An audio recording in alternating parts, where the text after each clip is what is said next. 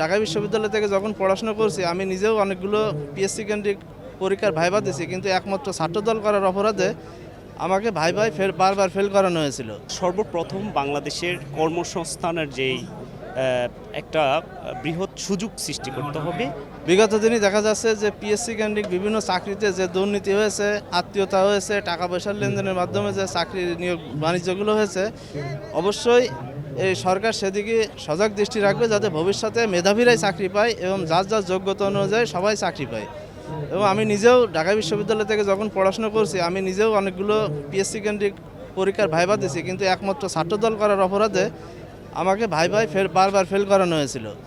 আমি বর্তমান প্রধানমন্ত্রী দেশনায়ক জনাব তারেক রহমানের কাছে সবিনয় বিনোদন করতে চাই যে সামনে যাতে এরকম পরিস্থিতি না হয়, যে তার মেধা যোগ্যতা দিয়ে যাতে সে চাকরিতে বহাল থাকতে পারে। এখানে কোনো আত্মীয়তা কিংবা কোনো সুপারিশ কিংবা কোনো অবৈধ লেনদেন এর মাধ্যমে যেন এই প্রক্রিয়াটা না হয়। প্রক্রিয়াটা হবে একমাত্র স্বচ্ছ এবং মেধার উপরে ভিত্তি করে।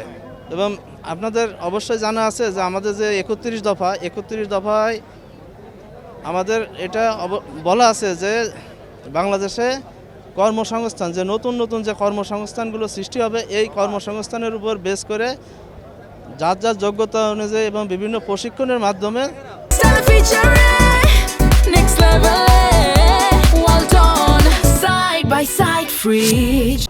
অনেক কর্মসংস্থান সৃষ্টি হবে আমাদের দেশে।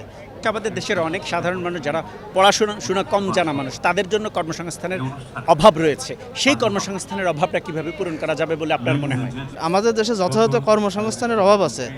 বিগত দিনে তারেক রহমান আমাদের যশোরে গিয়েছিলেন, ওইখানে কিন্তু উনি স্পষ্টভাবে বলে দিয়েছেন যে আমাদের দেশে পর্যাপ্ত পরিমাণে প্রশিক্ষণের কেন্দ্রের ব্যবস্থা করা হবে এবং বিভিন্ন বিভাগীয় প্রশিক্ষণের ট্রেনিং খোলা হবে। এই ট্রেনিংগুলো থেকে যথাযথ প্রক্রিয়া সম্পন্ন করে এই ট্রেনিং দিয়ে আমাদের দেশের জনসম্পদকে বাইরে রপ্তানি করা হবে এবং এদেরকে উচ্চতর প্রশিক্ষণ দিয়ে দেশেরও কাজে লাগানো হবে এবং বিদেশে আর্থসামাজিক উন্নয়নে, অবকাঠামো উন্নয়নের জন্য এদেরকে ওইখানে প্রেরণ করে ওইখান থেকে আমাদের দেশে রেমিটেন্স আনার জন্য যা করার এর জন্য আমাদের সরকার অঙ্গীকারবদ্ধ।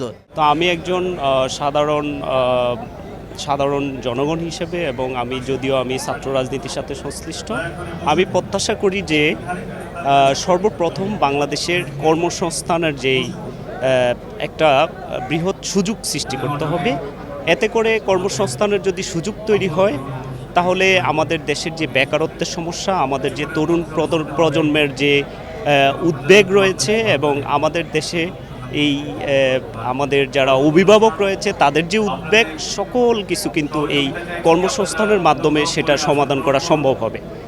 আমি পাশাপাশি আরেকটা বিষয় অ্যাড করতে চাই, সেটা হচ্ছে যে আমরা দেখেছি যে মাদক একটা মহামারীতে রূপ নিয়েছে।